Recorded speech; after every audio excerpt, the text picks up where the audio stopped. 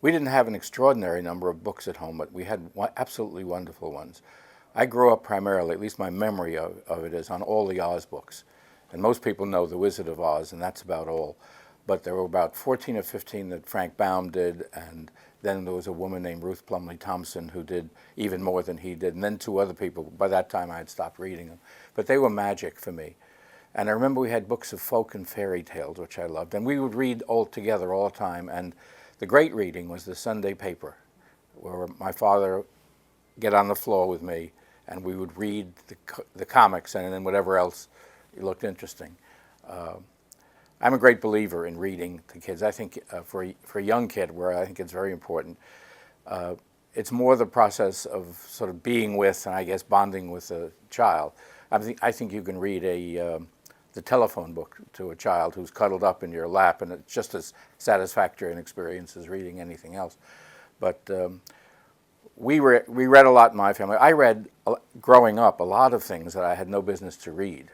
I was one of those people who, when we went to the local branch of the library, I would always be thrown out of the adult section trying to find the books that looked interesting to me.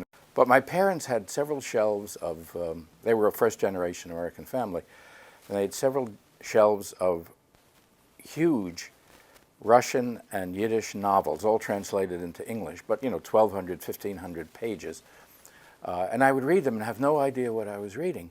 But I just loved the language and the way you read it and how the words sounded. And I think that's always affected the way I write.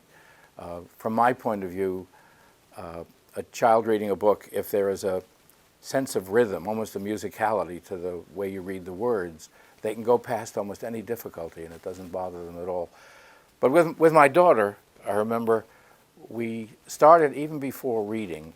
We would take walks and I would carry her, and I would just talk to her about things, knowing that she probably didn't understand anything I was talking about it, but something, I think gets through that way, the sense of talking, which is telling stories, or describing things, which is telling stories, is a fun activity, is an enjoyable activity. And to this day, she still insists that she remembers some of those things. I have no idea. I doubt it, but it's so embedded in her that I don't argue with her about it.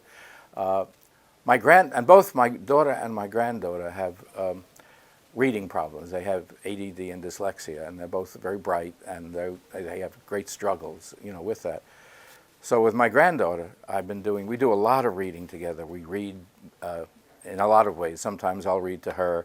Sometimes she'll read to me. Sometimes we'll sort of go back and forth. I'll read a few pages, she'll read a few pages.